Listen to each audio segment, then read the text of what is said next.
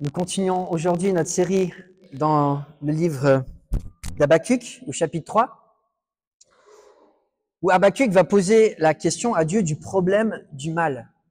Pourquoi est-ce que nous devons endurer la présence et la souffrance liées au mal? Alors, la Bible ne parle pas du mot chute de manière littérale, mais très rapidement, c'est un mot qui est rentré dans le christianisme pour parler de l'entrée du mal dans le monde, la chute de l'humanité après le péché d'Adam et Ève. Et on comprend avec cette formulation que Dieu donne à Adam et Ève, tu es poussière et tu retourneras à la poussière. C'est le langage de la descente. Et quand on regarde dans l'Ancien Testament, le langage de la mort, c'est toujours la descente. On descend au séjour des morts. Il y a ce voyage vers le bas. Il y a cette destination d'être tiré vers le bas à cause du mal qui finalement façonne notre existence humaine et qui nous fait mal. On n'a pas été créé à l'image de Dieu pour être tiré vers le bas. On a été créé au départ pour aspirer à monter, à ressembler à Dieu, à toucher au divin, à toucher à ses bénédictions à lui. Et on comprend cette frustration d'Habakkuk qui dit, mais pourquoi le mal qui nous tire vers le bas, qui nous écrase, qui nous opprime, qui nous fait mal et qui nous fait non seulement retourner à la poussière, mais qui nous fait goûter cette poussière, qui nous en donne des bouches pleines, tellement souvent encore et encore et encore. Et aujourd'hui, je suis sûr, beaucoup d'entre vous passez par des moments où vous avez été tiré par le bas par des circonstances. Ou peut-être vous dites, j'ai la bouche remplie de poussière. Et on pose ces questions à Dieu. Pourquoi, Dieu, je dois avoir cette amertume sur la terre?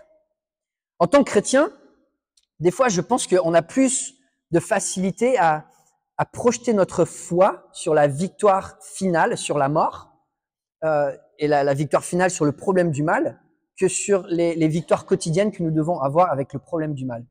On a plus de facilité à se dire, oui, face à la mort, j'ai pas besoin d'avoir peur, parce que ce mouvement de nous tirer jusqu'à la poussière, bah oui, Christ est ressuscité, j'ai l'assurance de la vie éternelle, et souvent en tant que chrétien, on a moins peur de la mort que de vivre avec la souffrance.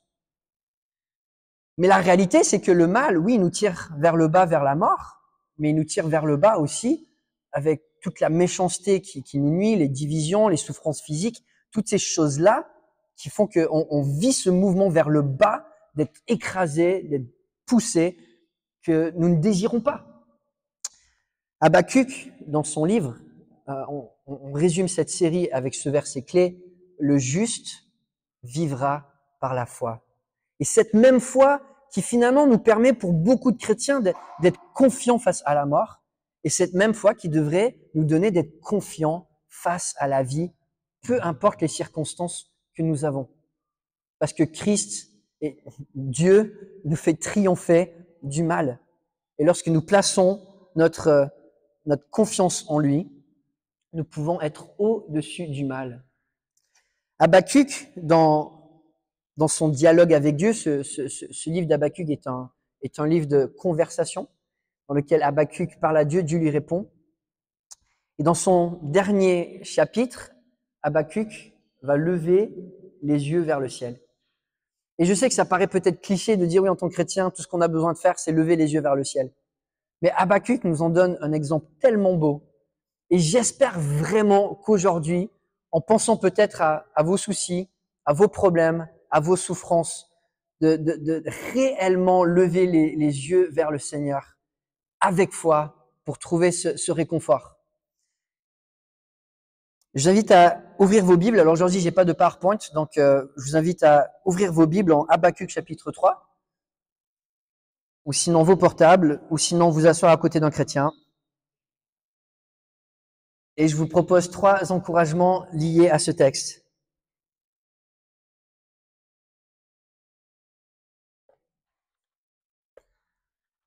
Donc si vous n'avez pas ouvert vos Bibles depuis un moment, Habakkuk, c'est juste entre Genèse et Apocalypse.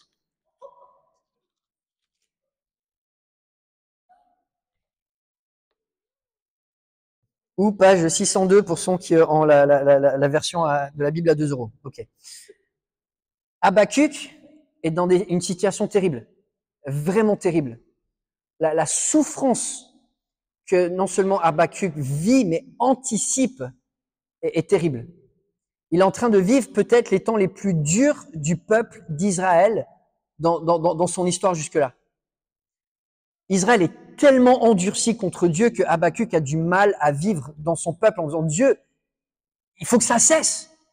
Le peuple est tellement rebelle, il est tellement contre toi, la méchanceté, elle est partout, il faut que tu interviennes. Et Dieu répond oui, je suis d'accord, je vais intervenir, je vais envoyer les Babyloniens. Et là, vous imaginez les films qui passent dans la tête d'Habakkuk, oui, mais les Babyloniens, on voit l'histoire de Daniel un peu plus tard, il est castré, il est amené en déportation, lavage de cerveau. Ça. On a quelques exemples bibliques de ce que les Babyloniens ont accompli. Habakkuk doit anticiper que ces choses-là vont se passer. Le poids qu'il porte dans son cœur. Et pourtant, une fois qu'il insuffle la foi dans cette conversation qu'il a avec Dieu, sa perspective change complètement. Et on voit ça à partir du verset 1. Prière du prophète Habakkuk sur le mode des complaintes. Habakkuk écrit une chanson. Il écrit une chanson sur le thème des complaintes. Donc Habakkuk va tourner les yeux vers Dieu, il va être rempli de louanges, mais en même temps, il va utiliser une musique un peu peut-être triste, un peu nostalgique, qui finalement reflète vraiment la réalité dans le monde dans lequel nous sommes. Oui, dans cette musique, il va y avoir de la beauté, il va y avoir des vérités qui sont vraiment belles et qui nous poussent vers le haut, mais en même temps, il y a cette tristesse aussi, peut-être des accords mineurs, je sais pas, mais cette tristesse avec laquelle Habakkuk va écrire qui témoigne que il y a quelque chose qui manque aussi dans notre monde. Il y a quelque chose qui est incomplet. Et je sais pas vous, mais moi, la musique nostalgique ou la musique avec quelques pointes de tristesse, c'est une des musiques qui me touche le plus. Dans laquelle il y a à la fois cette mélange du triste et du beau. Et qui reflète vraiment où nous sommes sur Terre. On est dans un monde qui a encore cette trace de beauté de ce que Dieu a donné, mais il y a quelque chose qui manque. Il y a cette nostalgie du jardin d'Éden perdu. Et on est à la recherche de retrouver, et on va le retrouver, mais ça sera encore mieux, la vie éternelle dans la nouvelle création avec Dieu. Habakkuk écrit sur le monde des complaintes, mode des complaintes, donc il va écrire un chant, il va se tourner vers la louange. Et cette conversation avec Dieu, il est tellement ébloui de la grandeur de Dieu que tout ce qu'il peut faire, c'est adorer. Souvent, quand on a des problèmes dans nos vies, on essaie de remettre Dieu à sa place. Dieu, s'il te plaît, t'es Dieu, donc t'interviens maintenant, quoi. Tu fais ton boulot. C'est toi qui peux le faire, donc qu'est-ce que tu fais? Pourquoi t'es pas là? En conversant avec Dieu, c'est Habakkuk qui est remis à sa place. En comprenant que Dieu fait ce qu'il veut, quand il veut. Et là, il commence son chant en disant, Éternel, j'ai entendu ce que tu as annoncé, je suis dans la crainte. Habakkuk mesure ses mots. Il a entendu Dieu parler et ça change sa perspective.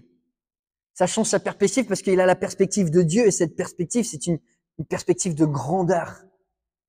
Et Habakkuk va être rempli de cette solennité en s'approchant vers Dieu. Dieu, je m'approche pas de toi comme ça à la légère. Je m'approche de toi dans la crainte. Alors le mot crainte dans l'Ancien Testament, comme dans le Nouveau, n'est pas un synonyme nécessairement de peur.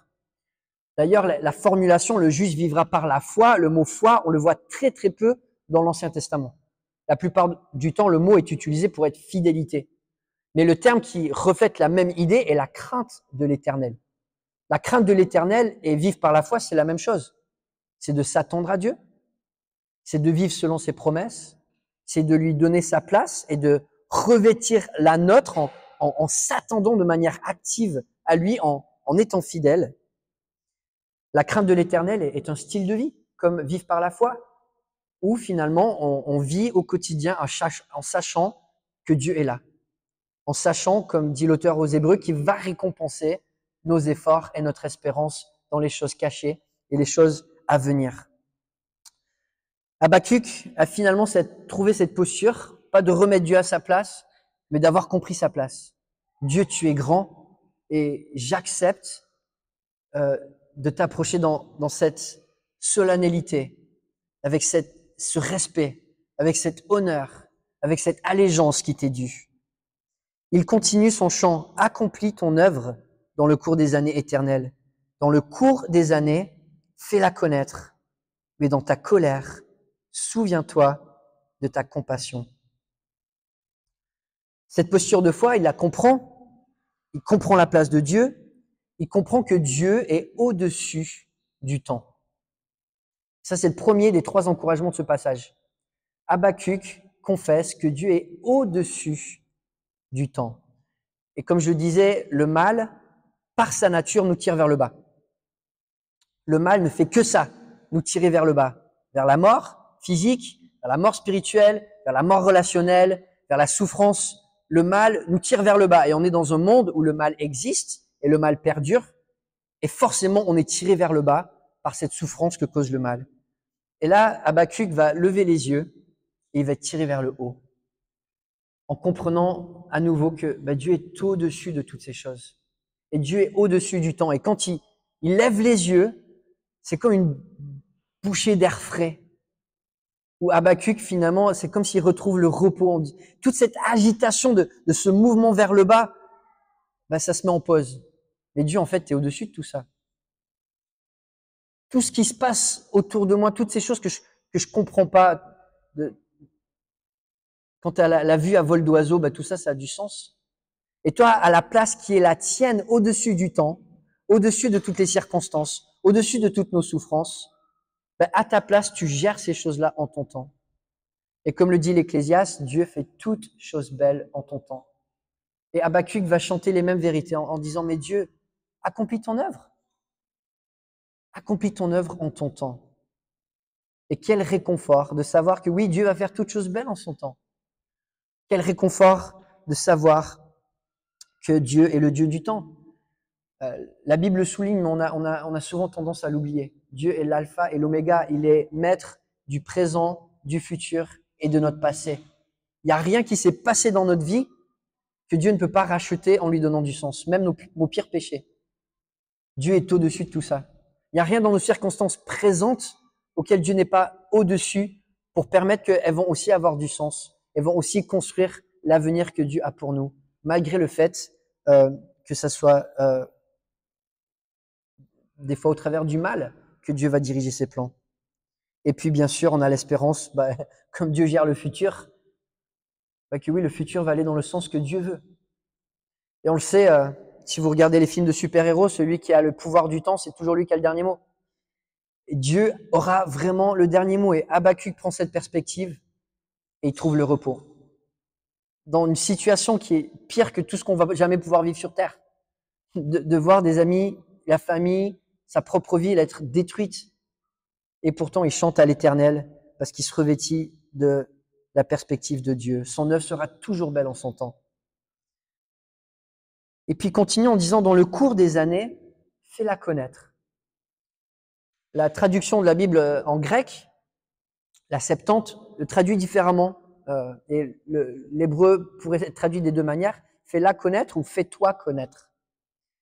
Et dans les circonstances, Habakkuk prie, non mais Dieu, que ça soit ton œuvre ou toi, je sais que ton œuvre va être belle. Même ce jugement pour Israël, on sait que c'est nécessaire. Parce que ça prépare la nouvelle alliance dans laquelle nous vivons aujourd'hui. Nous sommes dans une meilleure situation qu'Israël l'était à l'époque. Il fallait que ce jugement tombe. Les plans de Dieu sont beaux, mais Dieu aussi est beau. Dieu est beau dans nos pires souffrances. Lui, il reste toujours beau. Et quand nous contemplons le Seigneur, on peut aller au-dessus de ces souffrances, trouver la paix, trouver la joie. Mais en même temps, Habakkuk se rappelle de sa condition, de son besoin d'aide. Et dans cette prière, il dit, mais dans ta colère, souviens-toi de ta compassion. Et cette formulation, elle est belle parce que Habakkuk appelle au souvenir de la compassion de Dieu. C'est-à-dire que il la connaît, cette compassion, Habakkuk. Cette compassion que Dieu montre, c'est pas quelque chose qui s'attend comme si un jour ça va tomber parce que j'ai mal. Non, c'est le souvenir que Dieu a été comme ça et qu'il appelle à ce que Dieu continue de montrer sa compassion. Et c'est pour ça que Habakkuk le dit, fais-toi connaître au travers de nos épreuves. Fais-toi connaître au travers du temps qui passe et de tout ce que nous traversons parce que tu es beau. Et puis, dernier verset de cette partie, verset 3, avant la pause. Dieu vient de Théman, le Saint vient des monts de Paran. Je sais que ces deux lieux géographiques vous parlent beaucoup. Certains sont émus jusqu'aux larmes à la lecture de ces mots. Alors les commentateurs donnent plusieurs pistes de compréhension de ces termes. Ils sont à l'est, un petit peu au sud. Donc ça, c'est pas très loin du mont Sinaï. Certains commentateurs voient là une vision que là, Dieu ne descend pas du ciel. Dieu, il descend pas de Jérusalem. C'est comme un renouveau, comme quand Israël avait été passé par cette région-là pour rentrer dans le pays promis. Mais en même temps, c'est une image qui est belle parce que c'est Dieu qui se lève à l'est. Et qu'est-ce qui se lève à l'est? C'est le soleil. Et on voit dans les versets qui suivent, il y a cette image du soleil qui se lève et qui fait du bien. Et Dieu est ce soleil d'espérance. Malgré dans la nuit que nous pouvons traverser, quand on regarde à la noirceur de la nuit, on peut avoir la confiance que le soleil va se lever et que Dieu va intervenir. Habakkuk commence ce cantique en se rappelant de Dieu, il est au-dessus du temps et ça nous apporte un grand réconfort. Et puis dans les versets qui suivent, c'est dur de le résumer, mais mon titre c'est que Dieu est au-dessus du cosmos. Habakkuk va décrire comment Dieu est au-dessus des nations, il est au-dessus de la création, il est au-dessus de toutes choses. Sa puissance est immesurable. On continue dans le passage. Verset 3, la deuxième moitié du verset 3. Sa majesté couvre le ciel et sa gloire remplit la terre. Alors encore une fois, je sais, c'est une phrase un peu cliché en France. En tant que chrétien, regarde au ciel et tu trouveras de l'espérance, mais est-ce que nous méditons là-dessus comme Habakkuk le médite au point d'être juste ébloui en disant mais je lève les yeux et je vois que tu règnes. Je vois ta royauté, je vois ta majesté, je vois ta supériorité, je vois ta grandeur. Et c'est tellement évident quand on lève les yeux vers le ciel. La grandeur de l'étendue, la beauté des couleurs, les étoiles, enfin tout ce que Dieu a mis dans ce ciel qui nous rappelle à quel point celui qui a pu créer ça est tellement au-dessus de toute chose. Et c'est pas juste un cliché pour Habakkuk. Il lève les yeux, il est tellement encouragé là. Le ciel révèle la gloire de Dieu. Et c'est ce que dit le psaume 19. L'étendue raconte la gloire de Dieu. Alors il lève ses yeux, il est ébloui par cette supériorité de Dieu, cette majesté de Dieu qui finalement nous entoure constamment. Mais pas juste au-dessus. Des fois, quand on est découragé, on a plutôt les yeux vers le bas. Mais là, Habakkuk nous rappelle sa gloire, elle remplit aussi la terre. En fait, tu peux pas regarder quelque part sans voir la beauté du monde créé que Dieu a conçu. Cette beauté, elle est partout. Et Habakkuk nous le rappelle. Non, il y a le ciel, oui, ça nous inspire, mais ça remplit la terre. Partout autour de nous, il y a des choses merveilleuses que Dieu fait. Autant dans ses œuvres de création que ses œuvres continues. Sa gloire remplit la terre. Sa gloire de Dieu, elle est au-dessus de nous, elle est en dessous de nous, elle est autour de nous, et ça, c'est un grand réconfort. Il continue, verset 4, c'est comme l'éclat de la lumière. Des rayons partent de sa main. Là réside sa force. Et vous le savez, la gloire de Dieu est un thème qui m'est cher. J'ai écrit ma thèse de maîtrise sur le sujet.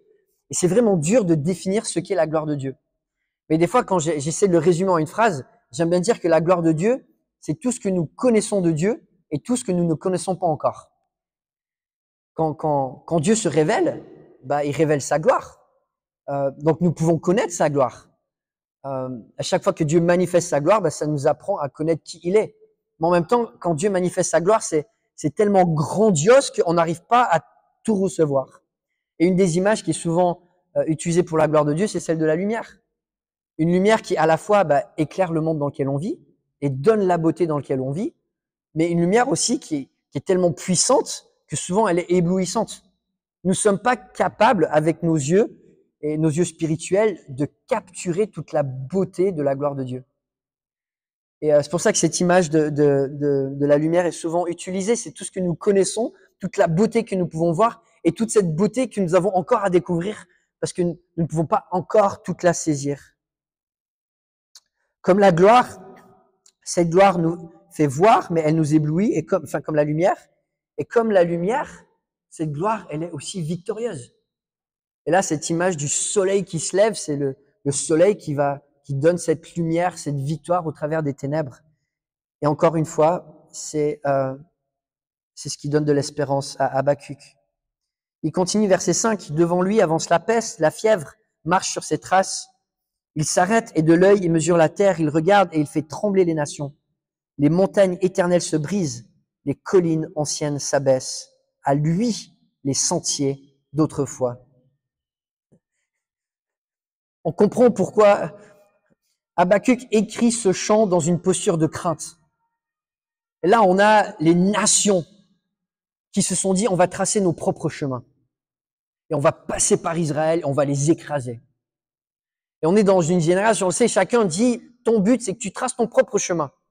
Suis ta propre voie. On est dans un chemin, dans une société où chacun trace son chemin, et très souvent, ça nous écrase, ça coupe nos chemins, c'est pas forcément quelque chose de beau ou d'agréable, mais chacun veut tracer son chemin. Et là, on a Habakkuk qui dit, non, mais Dieu, il va venir, et il va remettre chaque chose à sa place. Et il va venir avec des outils qui sont des outils terrifiants. Parce que Dieu peut utiliser le bien comme il peut utiliser les conséquences du mal pour retracer ses chemins. Et là, il dit, voilà, la peste est devant lui, la fièvre marche sur ses traces. Dieu vient pour remettre son sentier, pour tracer son sentier en écrasant tous les autres sentiers et en les effaçant de la surface de la terre. Habakkuk médite là-dessus, ce Dieu qui est tellement supérieur. Et on le voit dans la Bible.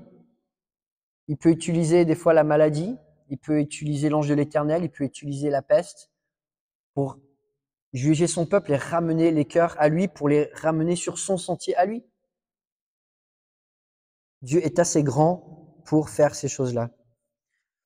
Alors, il y a quelques semaines, 2 mois maintenant, je rentrais du Zimbabwe, où je suis allé visiter mon témoin de mariage, Thomas Odi, qui est pasteur là-bas. Et je pourrais vous raconter tellement d'histoires incroyables et fascinantes de son ministère. Mais une histoire que je trouvais vraiment belle sur la souveraineté de Dieu, justement, dans ces situations un petit peu difficiles. Thomas était parti avec sa famille était sorti de la maison quand un voleur est venu. Alors ce voleur, je vais l'appeler Monsieur Voleur numéro 1. Donc le voleur numéro 1 rentre dans la maison et vole tout un tas d'objets, dont les ordinateurs de la famille. Ce qui est quand même compliqué quand tu travailles avec ton ordinateur chez toi, tu as toutes tes données, tu as tout sur ton ordinateur. Donc vous imaginez un petit peu la tristesse quand tu rentres chez toi, tu vois que ta maison a été forcée et que Monsieur Voleur 1 a pris tout ton travail, des heures et des heures perdues. Alors Monsieur Voleur 1 ramène son butin, quand Monsieur Voleur 2 trouve le butin et le prend. Monsieur Voleur 1 est dépité et appelle la police, parce qu'il connaît Monsieur Voleur 2, qui a vu son butin. Alors Monsieur Voleur 1 appelle la police en disant, il y a quelqu'un qui m'a volé, qui m'a cambriolé, voici son numéro, voici son nom. La police appelle Monsieur Voleur 2. Monsieur Voleur 2, pour pas avoir trop d'ennuis, capitule tout de suite, très rapidement dépose le butin et repart. La police appelle Monsieur Voleur 1. Monsieur Voleur 1, vos affaires ont été retrouvées, vous pouvez venir au commissariat les récupérer. Donc Monsieur Voleur 1 arrive au commissariat, et puis la police lui demande, voilà vos affaires, juste un petit contrôle, est-ce que vous pouvez allumer votre ordinateur? Monsieur Voleur 1 regarde l'ordinateur, et puis, pour lui faire un petit mensonge, tous les mensonges sont pas petits, mais tous les mensonges sont pas bien, voilà. Il dit, c'est dans ma voiture, je reviens. Bien sûr, il part. Et la police appelle mon ami Thomas, écoutez, on a trouvé toutes ces affaires, est-ce que vous voulez les récupérer? Et il est venu au commissariat et il y avait toutes ces affaires intactes qui l'attendaient. Est-ce que Dieu peut utiliser Monsieur Voleur 2 pour faire du bien Et c'est intéressant que Dieu a utilisé un autre cambrioleur pour accomplir sa justice. Et c'est ce qu'on voit un petit peu dans ce passage où Dieu va accomplir les Babyloniens pour exercer le jugement que Israël méritait, parce que Dieu est assez grand pour pouvoir faire ces choses-là. Il est assez grand pour permettre que des fois le mal arrive pour que le bien en résulte. Dieu est au-dessus de tout. On continue ces versets qui sont fascinants. Je vois les tentes de l'Éthiopie réduites à rien, et les tentes du pays de Madian sont dans l'épouvante. L'Éternel est-il irrité contre les fleuves? Est-ce contre les fleuves que s'enflamme ta colère? Est-ce contre la mer que se déverse ta fureur? Pour que tu sois monté sur tes chevaux, sur ton char de victoire. Tu prépares ton arc, tes sermons sont les flèches de ta parole. Je ne sais pas si vous vous souvenez un petit peu dans les Écritures, Dieu a à plusieurs reprises délivré Israël de l'Éthiopie et de Madian. Madian fut parmi les premiers ennemis d'Israël du temps des juges, et Dieu, à de nombreuses reprises, les a humiliés. Et on pense à l'armée notamment de Zérach, du temps du roi Asa, qui vient avec 1 million de personnes, et Dieu va les envoyer en déroute. Et là, on a cette image qui est un mélange d'histoire, mais peut-être Dieu a donné une vision à Habakkuk, prophétique, on ne sait pas, mais en tout cas, il a cette vision de Dieu dans son char et qui vient nettoyer. Il vient nettoyer peut-être comme il l'a déjà fait, mais il vient nettoyer, il est au-dessus des nations, ces nations puissantes qui entourent Israël. Et quand on regarde à l'histoire d'Israël, Israël est ce petit pays au centre des plus grandes nations de l'Antiquité. Entre la Mésopotamie, entre l'empire de l'Égypte, et puis ensuite entre la connexion entre l'empire romain et le reste du monde, Israël était vraiment au centre. Et encore, on voit Dieu terrasser des nations bien, bien plus grandes pour sauver son peuple. Dieu est au-dessus de tout. Dieu est au-dessus de toutes les nations. Dieu est au-dessus de la France, mes amis. Tout ce qui se passe en France est sous son contrôle. Absolument tout. Tout ce qui se passe en Ukraine, tout ce qui se passe en Corée du Nord, tout ce qui se passe en Chine, tout ce qui se passe en Afrique, tout ce qui se passe sur cette terre est sous le contrôle de Dieu qui va faire que chaque chose soit belle en son temps. Quand on se rappelle de la place de Dieu, par la foi, on obtient un grand réconfort. Je continue, la fin du verset 9. Tu fends la terre par les torrents. À ton aspect, les montagnes tremblent. Les trompes d'eau s'abattent. L'abîme fait entendre sa voix. Il lève ses mains en haut. Le soleil et la lune s'arrêtent dans leur résidence. À la lumière de tes flèches qui partent, à la clarté de ta lance qui brille. Tu parcours la terre dans ta fureur. Tu écrases les nations dans ta colère. Tu sors pour délivrer ton peuple, pour délivrer celui que tu as consacré par onction. Tu brises le faîte de la maison du méchant. Tu la détruis de fond en comble. Pause. Tu transperces de leurs propres flèches la tête de ces chefs qui se précipitaient comme une tempête pour nous disperser. Ils poussaient des cris de joie, comme s'ils dévoraient déjà le malheureux dans leur repère. Avec tes chevaux, tu parcours la mer, le bouillonnement de grandes eaux. Ce passage est rempli d'ironie. Les grandes montagnes que Dieu piétine comme si c'est rien. Ces grandes nations qui se déferlent sur Israël, qui s'assemblent pour le détruire. Et Dieu qui les disperse comme des petits insectes. On a les ennemis de Dieu qui sont décrits comme une tempête qui s'abat. Mais une tempête qui s'abat sur la mer. Et Dieu, c'est ce bouillement d'eau qui, d'une petite vague, va avaler la tempête. Et va la réduire à absolument rien. On voit toute l'ironie de ces forces, de ces puissances terrestres qui essaient d'accomplir leur propre chemin, faire leurs propres choses et finalement qui génèrent du mal. Et puis quand Dieu décide, dans son temps, en 1 seconde, c'est fini. Quand Dieu décide, en 1 seconde, c'est fini. Dieu est grand. Il est au-dessus de tout. Dieu est au-dessus du temps. Il est au-dessus du cosmos. Et la fin d'Habakkuk, qui est un passage que j'espère que vous allez vous en souvenir, et y retourner de manière régulière pour le lire dans des moments où vous cherchez le réconfort. C'est un des passages que je trouve les plus poétiques et les plus réconfortants pour trouver de l'espérance dans les temps difficiles. Comment est-ce que Habakkuk finit son chant? On a cette image du mal qui nous tire vers le bas. La destruction, de la souffrance, des épreuves de la mort qui nous tire constamment vers le bas. Lisez les derniers versets, les derniers mots de son chant. Il me fait quoi? Marcher, où ça? Sur mes hauteurs. Elle n'est pas magnifique cette phrase?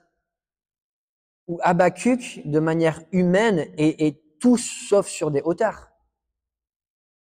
C'est l'invasion d'un peuple cruel et terrible, c'est la destruction du temple. Mais il tourne les yeux vers Dieu et voit que Dieu est au-dessus du temps, Dieu est au-dessus du cosmos, mais que lui aussi, Habakkuk, est sur des hauteurs lorsqu'il met sa foi en Dieu. Que lui aussi, Habakkuk, finit par être au-dessus de ses circonstances. C'est pas juste que Dieu est au-dessus des circonstances et qu'il va gérer lui-même, mais il porte Habakkuk avec lui sur des hauteurs. L'image, elle est juste magnifique. Et ces versets, quel cri de foi de la part d'Habakkuk. J'ai entendu. Je suis tout bouleversé. À cette voix, mes lèvres tremblent. La pourriture vient dans mes os et mes jambes tremblent. Sans bouger, j'attends le jour de la détresse, le jour où nos assaillants marchera contre le peuple. En effet, le figuier ne fleurira pas. La vigne ne produira rien. Le fruit de l'olivier manquera. Les champs ne donneront pas de nourriture.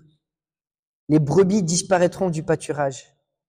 Il n'y aura plus de bœuf dans les étables. Mais moi, je veux me réjouir en l'Éternel. Je veux être dans l'allégresse à cause du Dieu de mon salut. L'Éternel, le Seigneur, est ma force. Il rend mes pieds semblables à ceux des biches et il me fait marcher sur mes hauteurs. Au chef des chœurs, avec instrument à cordes.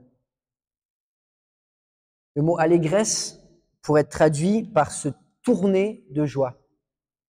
C'est une expression qui parle d'un sentiment de vouloir danser tellement la joie, elle déborde.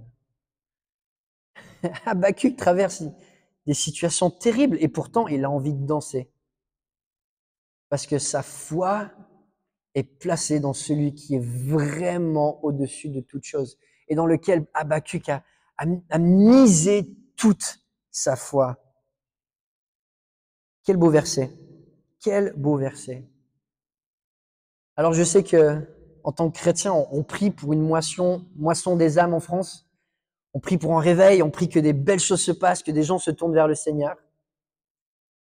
Certaines générations en France l'ont vécu, certaines ne l'ont pas vécu. Quand on regarde à l'histoire de la France, on a plusieurs siècles qu'on appelle les années du désert. Des années où les chrétiens, les huguenots étaient mis à mort.